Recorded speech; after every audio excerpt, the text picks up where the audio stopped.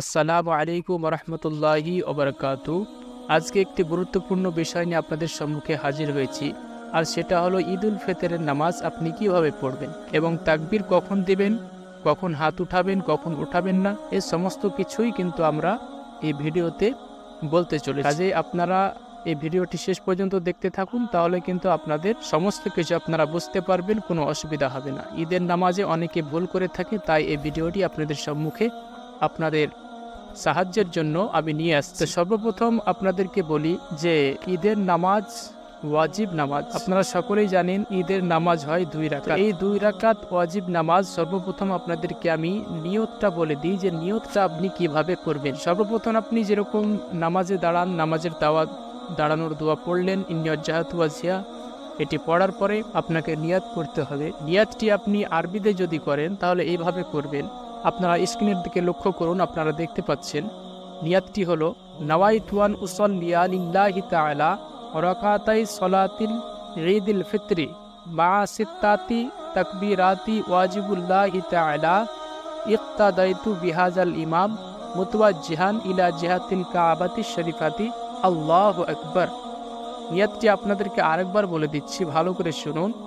নাওয়াইতু আন উসাল্লিয়া লিল্লাহি তাআলা রাকাতাই সলাতি ঈদিল ফিতরি মা সিত্তাতি তাকবীরাতি ওয়াজিবুল্লাহি তাআলা ইক্তাদাইতু বিহাজাল ইমাম মুতাওয়াজ্জিহান ইলা জিহাতিল কাবাতি শরীফাতি আল্লাহু আকবার। যারা বাংলা নিয়ত করবেন, আরবি হয়তো পারবেন না, তাদের জন্য আমি বলে দিই, বাংলা নিয়তটি এভাবে করবেন: আমি ঈদুল ফিতরের 2 রাকাত ওয়াজিব নামাজ অতিরিক্ত 6 তাকবীরের সঙ্গে এই ইমামের পিছনে কিবলামুখী হয়ে আল্লাহর জন্য আদায় করছি, আল্লাহু আকবার।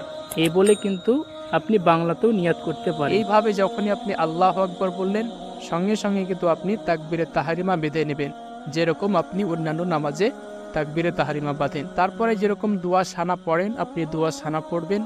দোয়া সানা পড়ার পরেই কিন্তু আপনি একটু ভালো করে মনে রাখবেন যে দোয়া সানা পড়ার পরে আপনাকে তাকবীর দিতে হবে। ইমাম সাহেব কিন্তু পরস্পর আপনার 3টা তাকবীর দিবে। দোয়া সানা পড়া হয়ে গেল, তখন আল্লাহু আকবার মৌলভী সাহেব, মাওলানা সাহেব বলবেন, তো আপনিও বলবেন, হাতটা উঠিয়ে কিন্তু হাতটা ছেড়ে দিবেন। একবার হয়ে গেল, আবার আল্লাহু আকবার মৌলভী সাহেব বলবেন, আপনিও হাত উঠাবেন এবং হাতটা ছেড়ে দেবেন। তৃতীয়বার যখন মাওলানা সাহেব আবারও আল্লাহু আকবার বলবেন, তখন হাত উঠাবেন, হাতটা উঠিয়ে কিন্তু আর হাতটা ছাড়বেন না, হাতটা পূর্বের নাই কিন্তু আপনি হাতটা বেঁধে নেবেন। তো এখানে আপনাকে অতিরিক্ত 3টা তাকবীর দিতে হলো।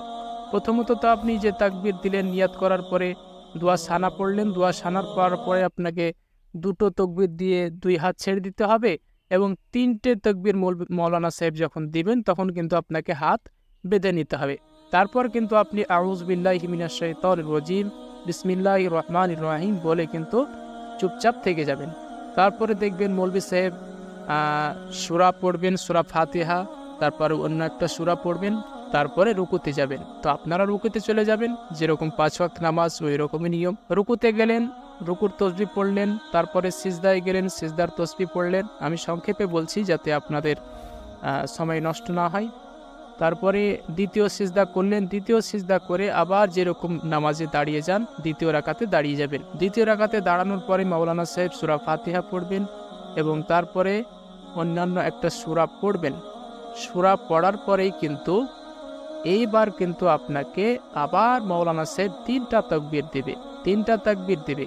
প্রথম তাকবীর মাওলানা সাহেব দিবেন আল্লাহু আকবার বলে, আপনিও কিন্তু আল্লাহু আকবার বলে রুকুতে না গিয়ে কি করবেন, আল্লাহু আকবার বলে কান পর্যন্ত হাত উঠিয়ে হাতটা ছেড়ে দিবেন। একবার হলো, আবার মাওলানা সাহেব আল্লাহু আকবার বলবে, আপনিও হাতটা উঠাবেন কান পর্যন্ত, হাতটা আবারও কিন্তু ছেড়ে দেবেন। 2বার হলো, আবার মাওলানা সাহেব আল্লাহু আকবার বলে তাকবীর দিবেন, তখন কিন্তু আপনি আবারও হাতটাকে কান পর্যন্ত উঠিয়ে হাতটা ছেড়ে দিবেন। এই 3বার কিন্তু আপনাকে পরস্পর হাতটা ছেড়ে দিতে হবে, অর্থাৎ 3বার তাকবীর দিবেন, 3বারই কিন্তু হাতটা ছেড়ে দেবেন। আর যখনই 4বার অর্থাৎ চতুর্থবার মাওলানা সাহেব তাকবীর দিবেন, তখন কিন্তু আপনাকে সোজা রুকুতে চলে যেতে হবে। রুকুতে গিয়ে আপনার দ্বিতীয় রাকাত যেরকম আপনি নামাজ পড়েন সেই রকমভাবেই কিন্তু নামাজটা আপনাকে সমাপ্ত করতে হবে। তাহলে এখানে আমাদের মনে রাখা দরকার যে প্রথমত আমরা প্রথম রাকাতে দোয়া সানা পড়ার পর নিয়াত করার পরে প্রথমে দোয়া সানা পড়বেন, তারপরে দুটো তাকবীর দিবেন, দুটো তাকবীর আপনি হাত ছেড়ে দেবেন এবং তৃতীয় তাকবীরে হাতটা বেঁধে নেবেন। মাওলানা সাহেব সূরা ফাতিহা পড়বেন, অন্যান্য একটা সূরা পড়বেন, এইভাবে রুকুতে যাবেন। এক রাকাত হয়ে গেল।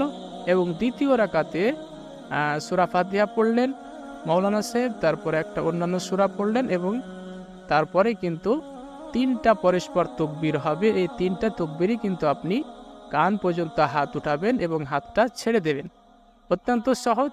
এবং চতুর্থবার যখন তকবীর দিবেন মাওলানা সাহেব, তখন কিন্তু আপনি আর হাত তুলবেন না, সোজা কিন্তু রুকুতে চলে যাবেন। তো এইভাবেই কিন্তু আপনারা নামাজটা সম্পূর্ণ করবেন। তো এটা আপনারা যদি বুঝতে না পারেন আবারও একবার প্রথম থেকে শুনে নেবেন। তো আশা করছি আপনাদের ডাউট ক্লিয়ার হয়েছে, আপনারা বুঝতে পেরেছেন যে ঈদের নামাজ আপনি কিভাবে পড়বেন। আবারও দেখে নেবেন যাতে কোনো রকমের ভুল না হয়। এখন থেকে যদি আপনি প্র্যাকটিস করে রাখেন তো আশা করা যায় যে ঈদের নামাজে কোনো ভুল হবে না। তো আমি আর বেশি কথা না বাড়িয়ে এখান থেকে ভিডিওটি সম্পূর্ণ করছি। আপনারা যদি উপকার হয় আমার এই ভিডিওর মাধ্যমে তো অবশ্যই লাইক করে আমাদের চ্যানেলটি সাবস্ক্রাইব করে রাখবেন। ভালো থাকবেন। আসসালামু আলাইকুম ওয়া রাহমাতুল্লাহি ওয়া বারাকাতুহু।